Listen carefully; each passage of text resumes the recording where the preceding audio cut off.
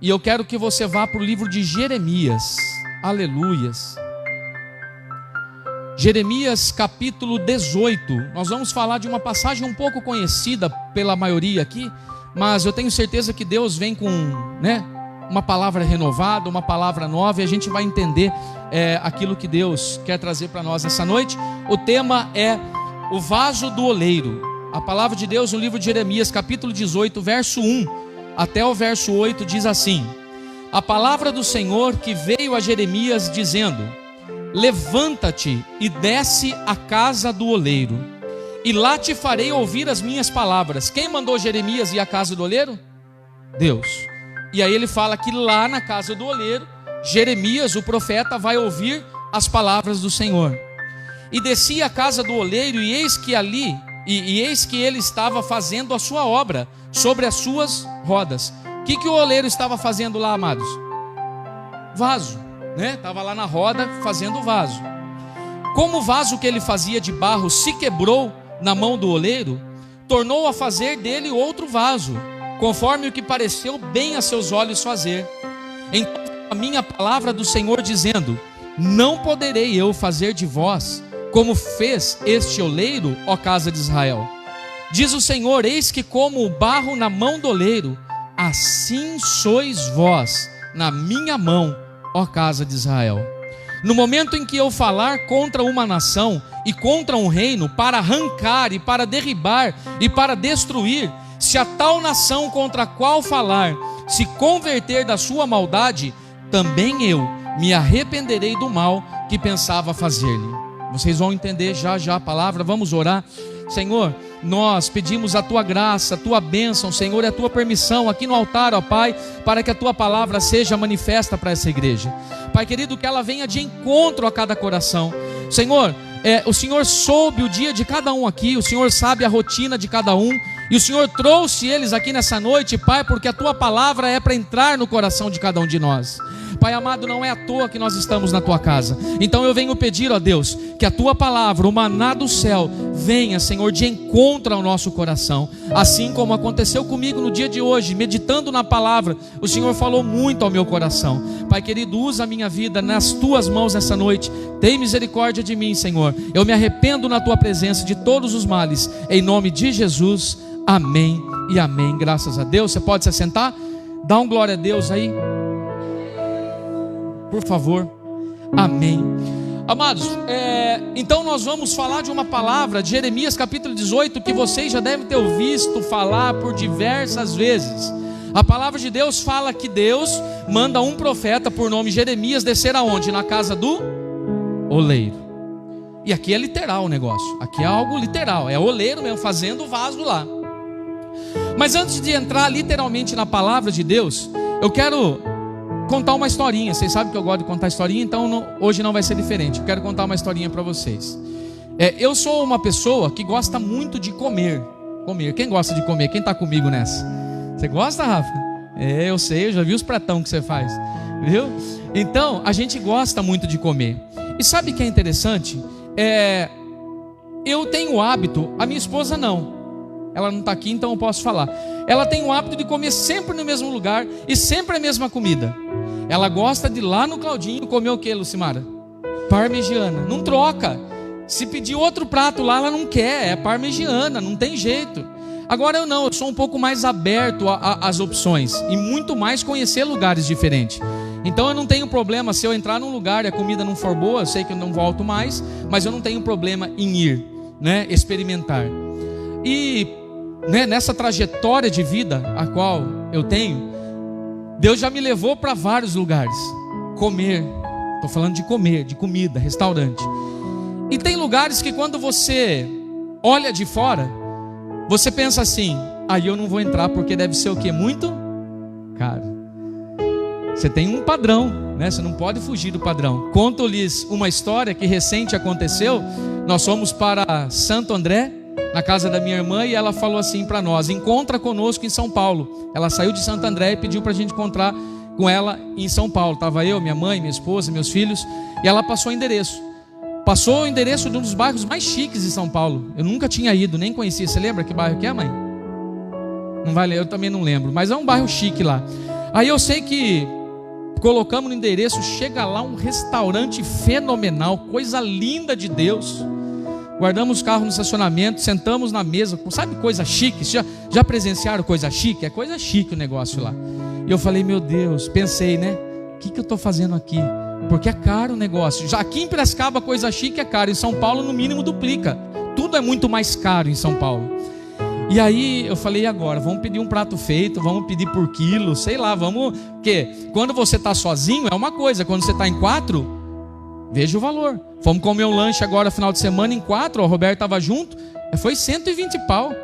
Para 4 pessoas um lanche. Como que pode um negócio desse? A mulher ficou brigando comigo a semana inteira. E aí eu cheguei, falei, e agora? O que nós vamos fazer? E sentamos lá, aí veio o cardápio. Lembra disso, mãe? Cardápio chique. E eu olhei as comidas, mais chique ainda. Olhei o preço, mais chique ainda. Um prato de arroz e camarão que o meu filho queria, é metido ainda o menino. Misericórdia. Arroz e camarão, 180 pau. Falei, agora o que eu faço, Senhor? Ela, até então eu não sabia se ela ia pagar, se ela não ia. Aí eu falei, então a gente vai comer um prato para 4. Eu chamei o garçom de ladinho e falei, um pratinho dá para 2? Ele falou, não dá. Falei, estamos perdidos. Vê só uma Coca-Cola para mim, então, por favor. Eles estão com fome ou não? Enfim, a gente sentou lá. Veio um prato muito chique que eu nunca tinha comido na vida. Meu filho comeu. Graças a nosso bom Deus, minha irmã pagou tudo, né, mãe? Pagou para mim, pagou para minha esposa, para meus filhos, para minha mãe. Deus é maravilhoso. E a conta deu muito alto. A conta deu muito e muito, muito. Passa da casa de 1.000. Lembra? Então... E também eu já tive em lugares que eu comi um prato de arroz, feijão e ovo por R$12.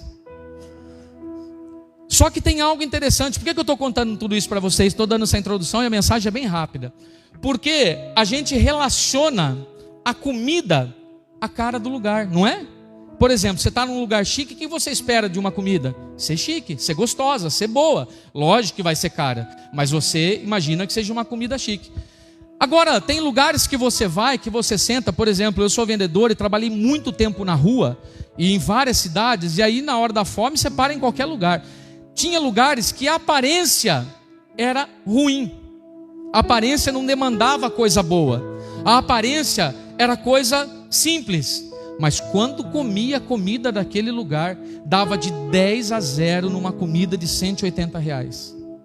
Porque comida muitas vezes de R$180 é isso aqui, ó. Deixa eu segurar meu microfone. É um arrozinho que vira aquele potinho assim. 4 camarão, lembro até agora dessa cena, não vou esquecer jamais. E acabou. Agora vai num lugarzinho simples que você compra por quilo, né, David? Você tá pra rua e sabe do que estou falando. Você come um monte de comida e quando a comida é gostosa, você se sacia. Não é assim que funciona? E não é só comigo, é com vocês também. Amados, eu contei toda essa trajetória porque eu vivo isso e vocês vivem a mesma coisa, para vocês entenderem que nessa passagem do livro de Jeremias, capítulo 18, Deus ele está falando aqui com o profeta e ele tem uma ordem, diga que sim comigo, ordem, para o profeta. E a ordem não era literalmente para ele, a ordem que Deus dava através do profeta era para uma nação, para a nação de Israel. E hoje nós somos a nação de Israel, nós somos os filhos de Deus, nós somos aqueles escolhidos pelo Senhor. Então a palavra de Deus essa noite vai tratar com você, mesmo que foi lá para eles naquela época, porque você é filho de Deus, você é escolhido por Deus, você é filho do Senhor. Então a gente tem que aprender em primeiro lugar que não são as aparências que levam a ter coisas boas dentro ou não. Você entendeu isso?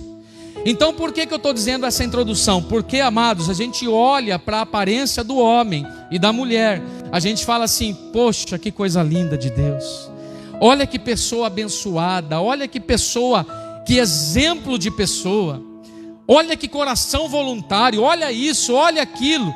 Você está olhando o que? A aparência. Algumas atitudes, legal, mas normalmente você olha a aparência.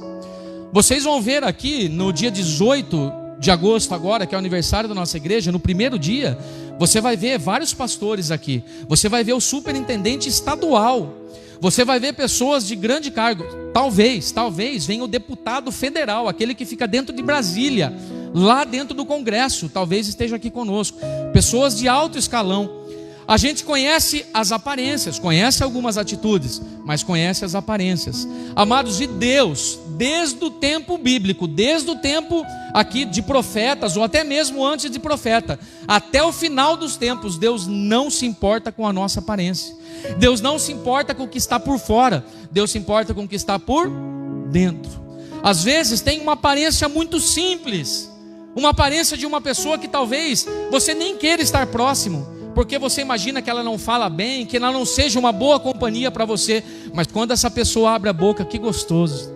É só palavra de bênção, sabe? A palavra que conforta você, uma palavra que alivia o teu coração muitas vezes. E você não se achega perto desta aparência, porque você acha que talvez dali não tenha nada. Eu vou usar o exemplo da irmã Terezinha. Posso, irmã Terezinha? No domingo passado, agora que passou, eu perguntei quem fazia atletismo, e a irmã Terezinha ergueu a mão. Sabe quando, olhando para ela, desculpa, irmã Terezinha, eu imaginar que a senhora tinha feito atletismo? Nunca. 16 anos, uma atleta. Você vê como você, pelas aparências, você não consegue, né, identificar? Tem pessoas aqui que fez academia por muito tempo, ou que faz academia ainda, deixa eu ver. Olha lá, tá vendo como as aparências enganam? Tá vendo como as aparências enganam?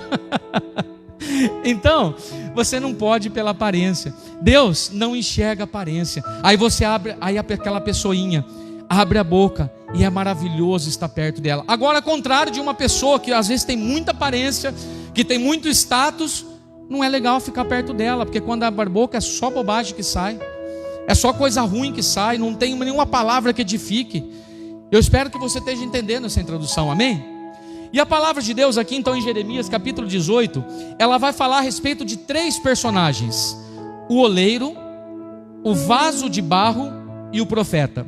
Quantos personagens? 3.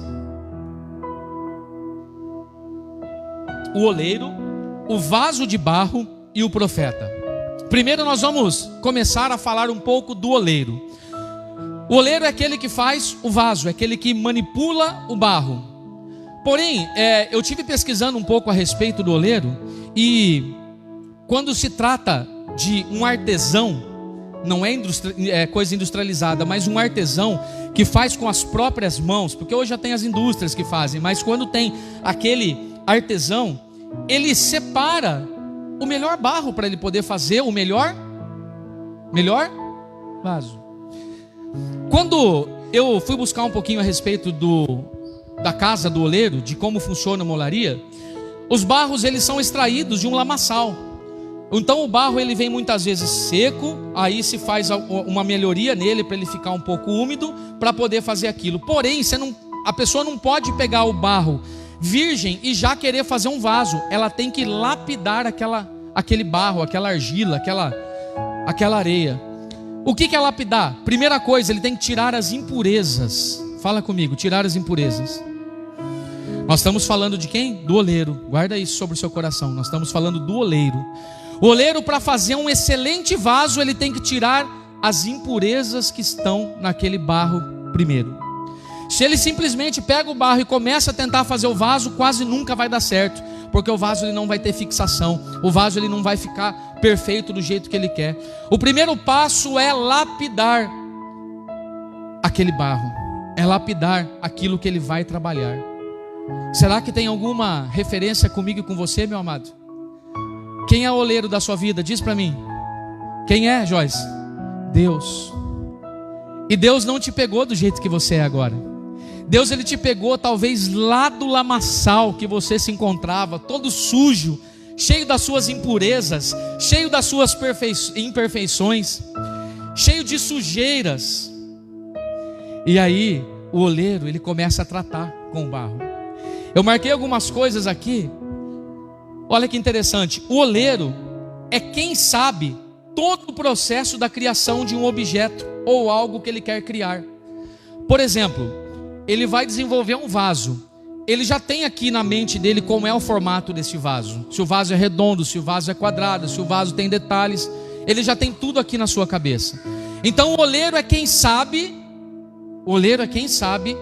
todos os detalhes do projeto que vai ser criado. Amém? Entenderam isso? Outra coisa, O oleiro, ele cuida do barro para que ele fique limpo, purificado, pronto para a criação daquele objeto.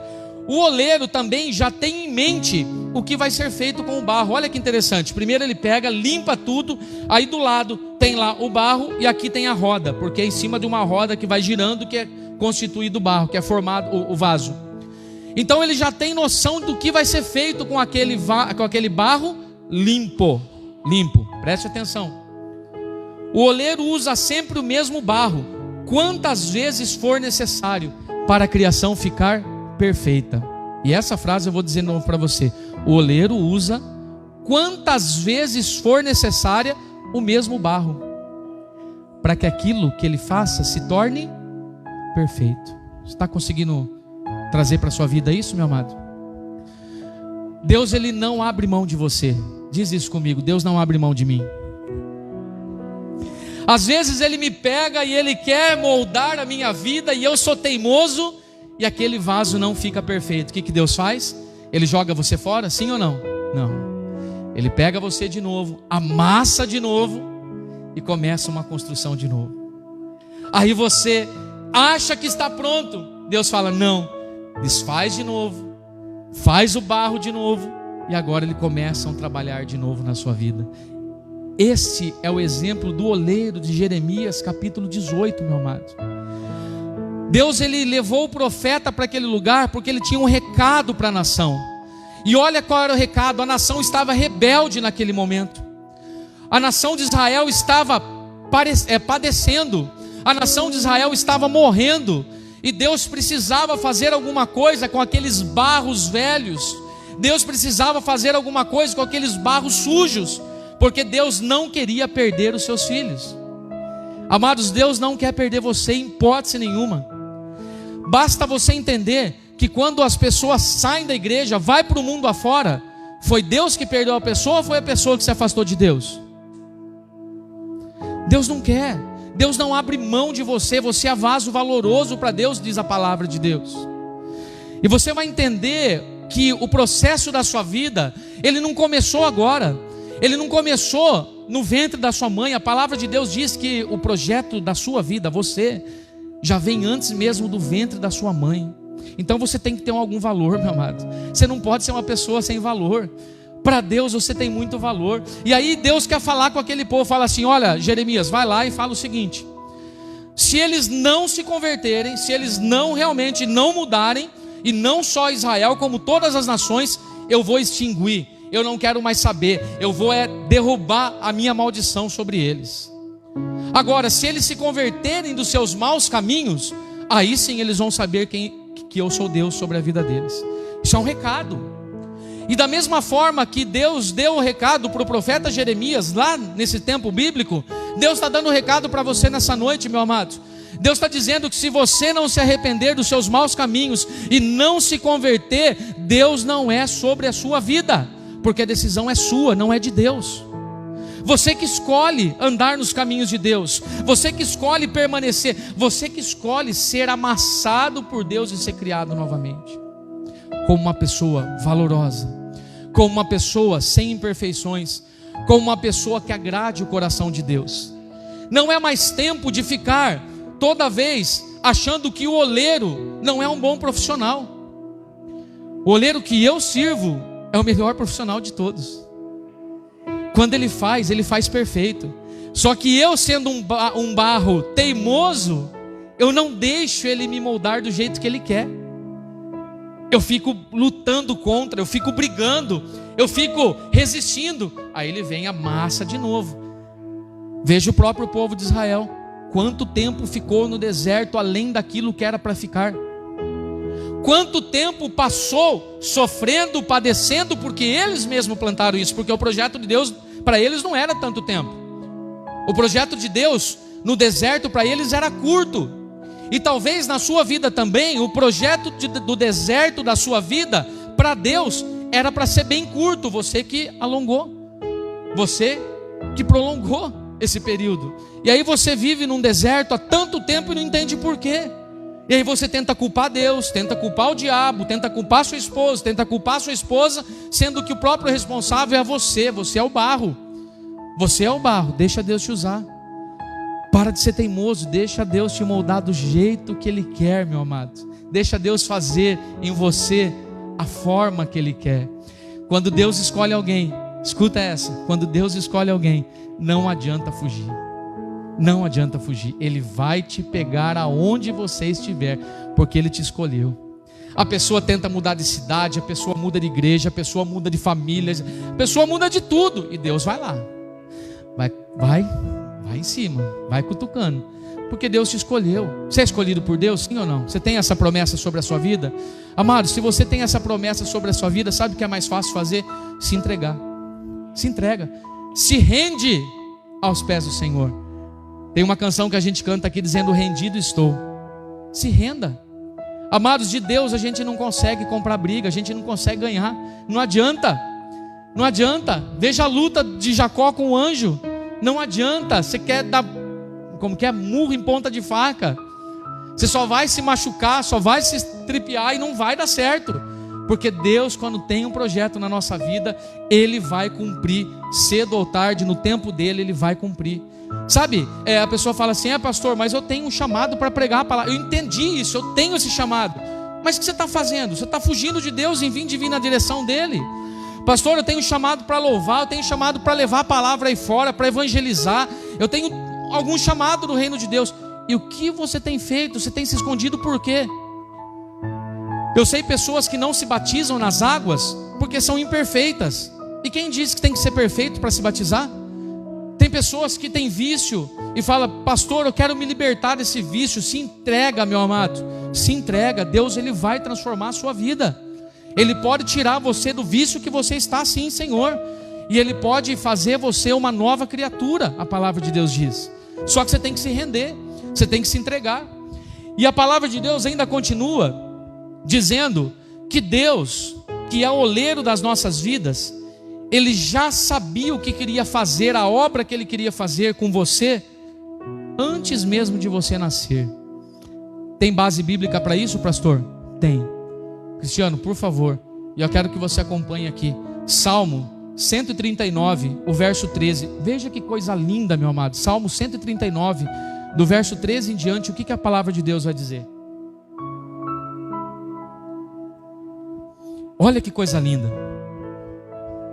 Salmo 139, verso 13, o salmista diz assim: pois possuíste as minhas entranhas, cobriste-me no ventre de minha mãe. Eu te louvarei, porque de um modo assombroso e tão maravilhoso eu fui feito. Você foi feito assim? De um modo tão maravilhoso? Maravilhosas são as tuas obras, e a minha alma a sabe muito bem. Os meus ossos não te foram encobertos, quando no oculto fui feito e entretecido nas profundezas da terra. Olha o verso 16: os teus olhos viram o meu corpo ainda sem forma. Sabe o que está dizendo aqui? Que você não era nem formado ainda, você não era nem um embrião. Deus já conhecia você, Deus já tinha um plano para você, Deus já tinha a resposta para a sua vida, Deus já tinha o caminho que você tem que seguir. E no teu livro todas essas coisas foram escritas, as quais em continuação foram formadas, quando nem ainda uma delas havia. Quer prova maior que essa? Que Deus, Ele te conhece antes mesmo de você ser gerado, antes mesmo de você ser um embrião, antes mesmo de você ter uma vida. Deus já te conhece e Deus já te moldou do jeito que Ele quis te moldar. Aí sabe o que acontece? Sabe o que acontece? A gente vai sendo teimoso e a gente vai pegando nós mesmos como vaso. E você já viu um vaso ser quebrado? Sim ou não? Um vaso é quebrado sozinho? Não. Ele é quebrado porque alguém encosta, porque alguém derruba, porque alguém bate. E aí você é um vaso teimoso, que você mesmo vai na parede e se bate lá. Você se mutila, espiritualmente dizendo, você mesmo vai lá e se arrebenta. Porque muitas vezes você não confia, porque muitas vezes você acredita que não tem um Deus que pode guardar a sua vida, que pode te proteger, que pode te abençoar, que pode operar bênção, milagre e vitória sobre a tua vida. E você não acredita que mais isso pode acontecer em você, porque você vive numa vida tão frustrada, numa vida tão amargurada, numa vida tão triste, que você não crê mais que Deus pode fazer isso em você. E aí você vai lá, você mesmo se mutila. Aí Deus te pega de novo, pega os seus caquinhos, os seus pedacinhos, molha de novo com água. Sabe que o que a água representa na Bíblia? O Espírito Santo de Deus. Ele volta a colocar o Espírito Santo de Deus sobre a tua vida, e daquele barro de novo ele vai formando novamente um vaso. É assim com você ou não é? Comigo é assim. Amados, nós falamos do oleiro. Agora eu quero dizer para você uma coisa muito importante, e eu falei um pouquinho atrás, mas que existe hoje duas formas de fabricação das coisas. Uma é um artesão, é aquele que faz com as próprias mãos. E outra é o processo industrializado. Eu vi uma história, não sei se bate isso ou não, o Roberto está aqui, ele pode até confirmar mais comigo, mas um violino, sabe? Que ele vai assim, ó, violino, ele demora mais de 6 meses, um artesão, para fazer uma peça de violino. Não sei se é esse o período, mas eu ouvi uma história parecida com essa.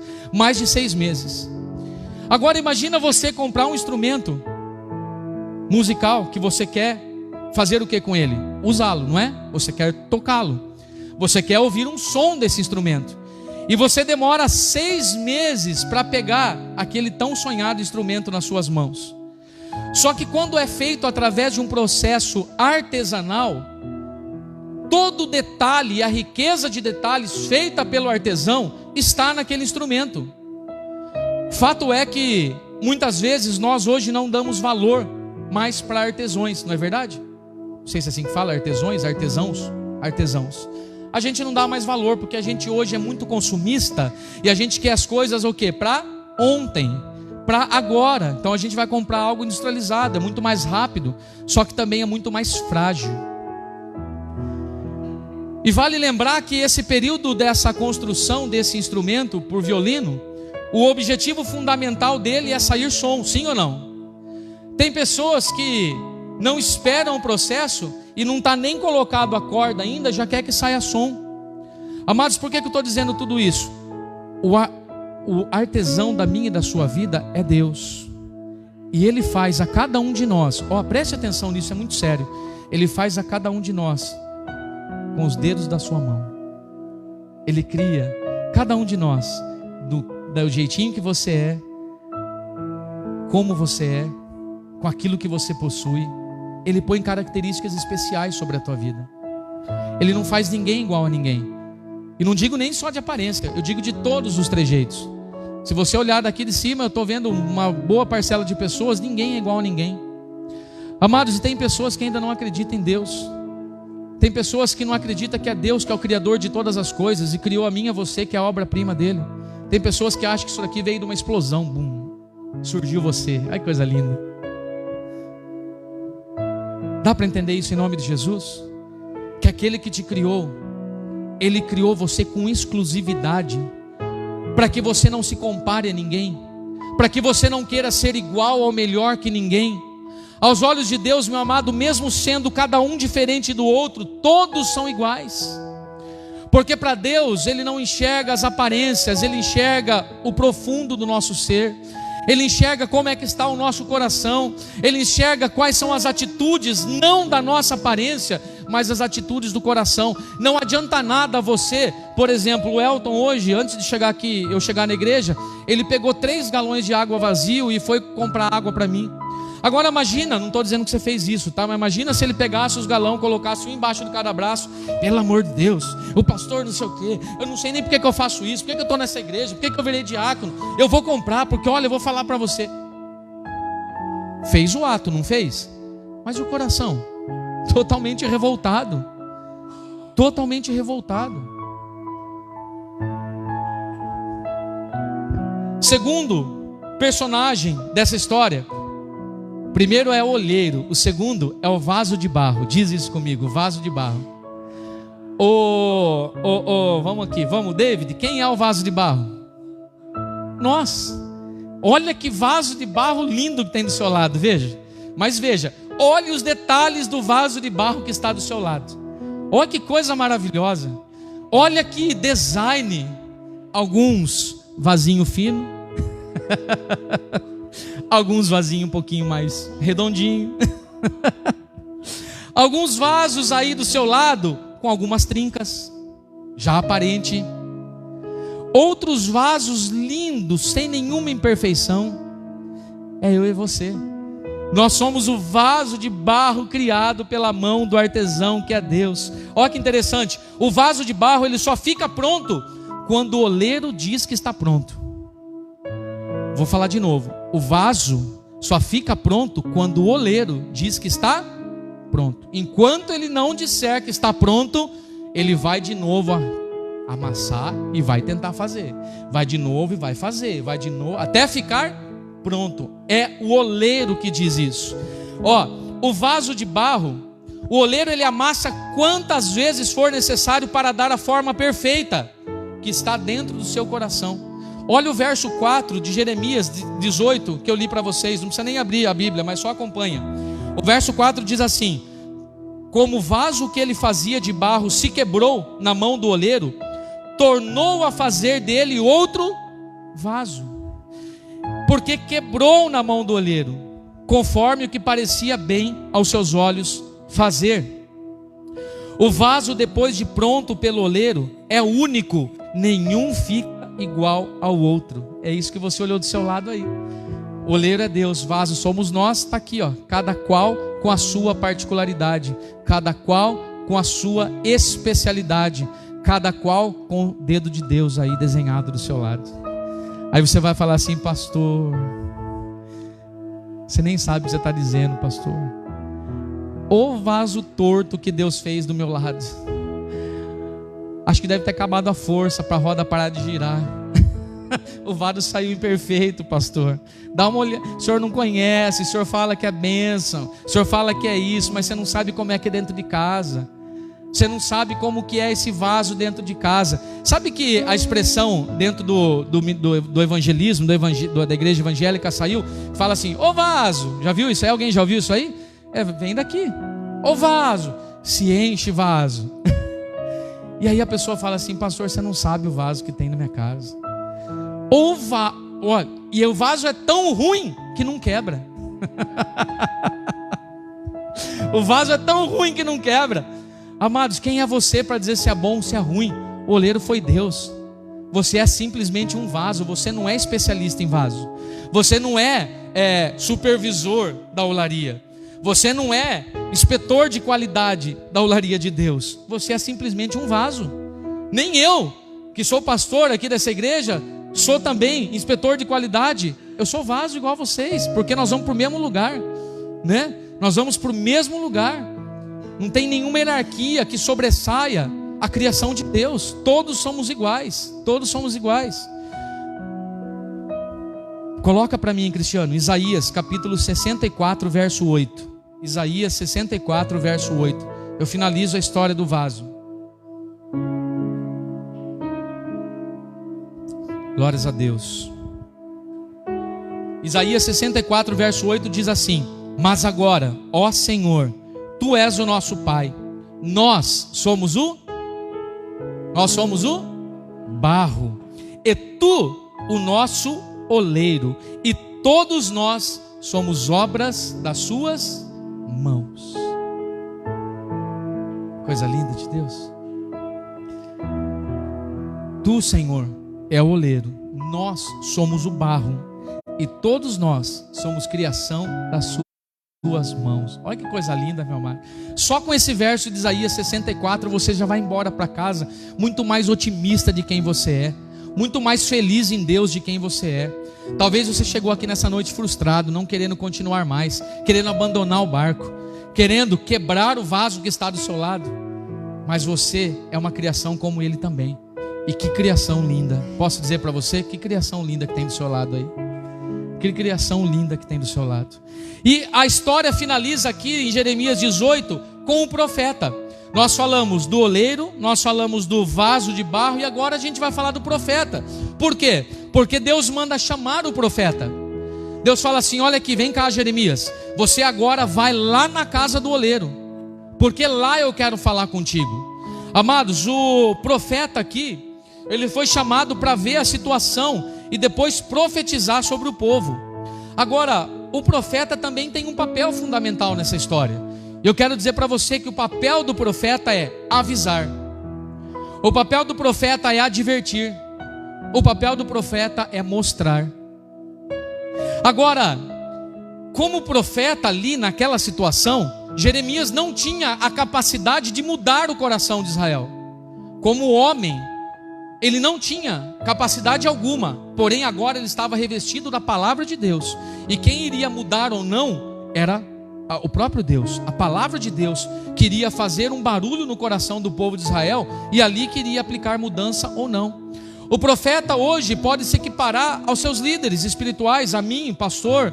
Eu posso dizer para vocês um monte de coisa. Não é por mim que você vai se salvar, não é por mim que você vai ao céu, mas eu tenho aqui um papel fundamental de mostrar a verdade para você, de mostrar o caminho qual você deve andar, de mostrar aonde as suas arestas precisam ser aparadas para que você possa herdar a eternidade com Deus.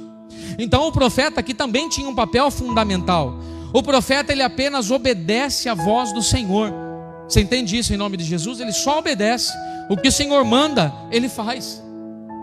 Quantas e quantas vezes eu preparo uma mensagem, não foi uma nem duas, foi diversas. Eu preparo uma mensagem, esboço uma mensagem, um pouco antes de vir para a igreja, ou até dentro da igreja, Deus muda todo o contexto. Porque naquela noite tinha uma pessoa que veio na casa do Senhor para ela ouvir aquela palavra que Deus mandou, não a palavra que eu talvez tenha preparado para a comunidade toda. Deus, quando Ele quer falar, meu amado, Ele faz o que Ele precisa ser feito para poder falar com alguém. E às vezes a palavra de hoje, de Jeremias capítulo 18, não é para todo mundo aqui. Às vezes a palavra de hoje serve para 3 ou 4 pessoas, serve para metade da igreja, mas serve para alguém. E eu estou sendo usado como instrumento de Deus aqui nessa noite, direcionado pelo Espírito Santo de Deus, para trazer essa palavra para o teu coração. Mas não adianta só a palavra chegar, porque quando o profeta foi levar a palavra para Israel, se eles não tivessem nenhuma atitude de mudança, ia ser extinguido. E a palavra de Deus fala da mesma forma com você. Se você não se aperfeiçoar no seu papel de filho, no seu papel de crente, no seu papel de filho de Deus, tem sérios riscos que podem acontecer. E é sério isso, meu amado. Eu já vejo pessoas, já vi muitas pessoas, e vocês também, que eram firmes no reino de Deus, mas que se tornaram arrogantes no reino de Deus, achando que podia tudo, achando que era a pessoa, achando que ela é que fazia todas as coisas. Mas quem somos nós para acreditarmos que nós somos capazes de algo sem a presença de Deus? Ninguém, ninguém. É Deus que nos capacita, é Deus que nos conduz, é Deus que nos leva, é Deus que nos mostra, é Deus que fala, vai para cá, e você sai dali e vem para cá. É Deus que fala, agora o seu direcionamento é esse, faça isso, e você ouve a voz do Espírito Santo de Deus. Você entende que é Deus sobre a tua vida, igreja, em nome de Jesus? De nada nós podemos fazer se não for a presença do Deus Altíssimo sobre nossas vidas. Agora, eu finalizo aqui essa mensagem. Eu queria até chamar já o louvor aqui, mas eu quero dizer uma coisa para você.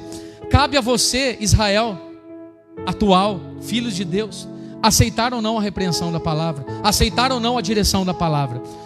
Quem é proprietário aqui de gato? Quem tem gato? Proprietário. Eles falam assim, não é minha propriedade, eu sou mãe de gato. Quem é mamãe de gato? Você, Kelly? E quem é a mamãezinha de cachorro ou papaizinho de cachorro? Aí, então vocês vão entender. Olha só, uma vez eu ouvi uma história de um casal que tinha um gato. Preste atenção aqui em mim. Tinha um gato. E o gato ficou lá para fora da casa, ficou da porta para fora, e o gato fazia assim, ó. O dono entendeu que ele queria o quê? Entrar. E o dono estava na cama deitado, e o gato ficava tipo assim, quero entrar. O dono levanta da cama, vai na porta, abre para o gato entrar. O que o gato faz? Olha para o dono e não sai do lugar, não se mexe. Gato é teimoso. Você que é dona de gato, você sabe disso. Gato é teimoso. Gato não é obediente igual cachorro. Vê se quando você chega em casa, o gato abana o rabinho para você, põe a linguinha para fora e fica. Gato faz isso? Gato é teimoso. Agora, quem é proprietário de cachorro aqui de novo? Deixa eu ver. Olha que coisa linda. Quando o cachorro fica... eu vou falar do meu, porque eu posso falar com propriedade. Quando o meu cachorro fica da porta da sala pro abrigo, e ele resolve do nada querer entrar, porque ele acha que é o dono da casa, ele fica assim, ó. Ele fica chorando. Já viu o cachorro chorar? Ele chora. E quando ele chora, eu sei que ele quer entrar. E eu dou uma prensa, falo assim, que quem manda sou eu. Você entra a hora que eu quero. Aí eu vou lá na porta e abro. A hora que eu abro a porta, ele entra rasgado para dentro. Ele cumpriu o objetivo dele. Ele queria entrar. E ele entrou. Por que eu estou dizendo gato e cachorro? Agora eu quero saber como é que você vai se comparar com um gato teimoso ou com um cachorrinho obediente. Escuta, entenda essa palavra em nome de Jesus. Gato teimoso, ele pede, pede, pede, pede. A hora que Deus abre a porta, ele não faz nada. Senhor, faz isso. Senhor, faz aquilo. Senhor, eu preciso disso. Senhor, eu quero isso. Senhor, e fica chorando, lamentando, miando na presença de Deus. A hora que Deus vai lá e resolve abrir a porta, ele não sai do lugar, ele empaca ali. Ou vai ser um cachorrinho que pede para Deus, e quando Deus faz, vem correndo na presença de Deus. Tudo está nas nossas mãos, meu amado. Tudo, todas as decisões estão nas nossas mãos. A decisão da nossa vida, tudo está nas mãos do Senhor. Mas as decisões cabe a mim e cabe a você. Fica de pé em nome de Jesus.